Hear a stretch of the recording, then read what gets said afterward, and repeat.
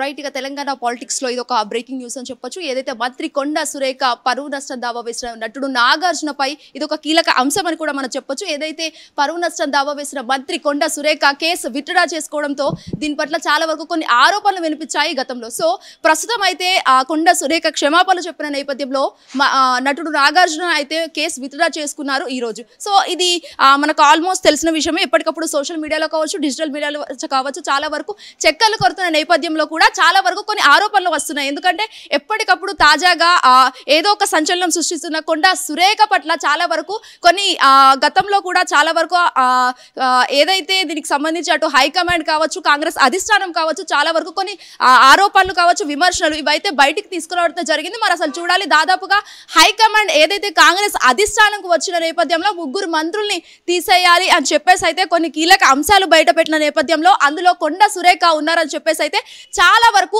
ఆరోపణలు వినిపించాయి హైకమాండ్ నుంచి. బట్ ఇక్కడ నటుడు నాగార్జునపై కొన్ని ఆరోపణలు కావచ్చు, లేకపోతే కొన్ని చేసిన సంచలన వ్యాఖ్యలపై నాగార్జున మనోభావాలు దెబ్బలు తినేసి ఆయన కేసు పెట్టడం లాంటి జరిగింది. సో కేసు పెట్టిన నేపథ్యంలోనే ఆవిడ కొన్ని రోజుల తర్వాత క్షమాపణ చెప్పడం అయితే జరిగింది. సో క్షమాపణ చెప్పిన వెంటనే నాగార్జున ఆ కేసు విత్డ్రా చేసుకొని మంత్రి కొండ సురేఖ పట్ల ఒక అభిమానం అనేది వ్యక్తం చేసిన పరిస్థితి కనిపిస్తుంది. సో ఎప్పటికప్పుడు ట్విట్టర్లో కూడా నేను నాగార్జునకి సారీ చెప్తున్నాను అని చెప్పేసి అయితే ఆవిడ లిఖితపూర్వకంగా అక్కడ రాసిన అంశం అయితే మనకు కనిపిస్తుంది.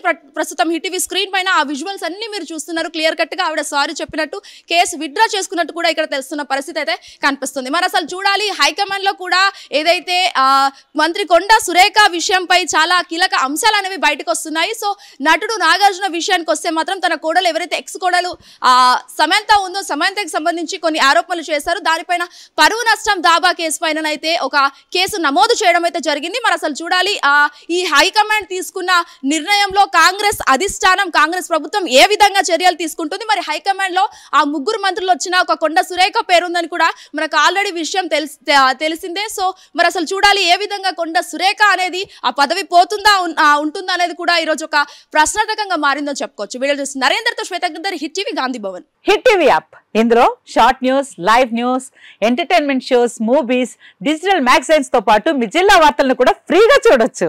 ఇంకెందుకు ఆలస్యం, వెంటనే హిట్ టీవీ యాప్ ని డౌన్లోడ్ చేసుకుని ఫ్రీగా ఎంటర్టైన్మెంట్ పొందండి. Hit TV app. Hit TV app. Please download hit TV app. Hit TV app ని ఫ్రీగా డౌన్లోడ్ చేసుకుని ఎంజాయ్ చేయండి. మీకు నచ్చిన ఎంటర్టైన్మెంట్ కోసం హిట్ టీవీ యాప్ ని ఫ్రీగా డౌన్లోడ్ చేసుకుని ఎంజాయ్ చేయండి. హిట్ టీవీ యాప్ ని డౌన్లోడ్ చేసుకుని ఆస్వాదించండి, ఆశీర్వదించండి. ఇంతమంది సెలబ్రిటీలు హిట్ టీవీ యాప్ ని డౌన్లోడ్ చేసుకోండి అని చెప్తున్నారంటే ఎంత మంచి యాప్ ఆలోచించండి.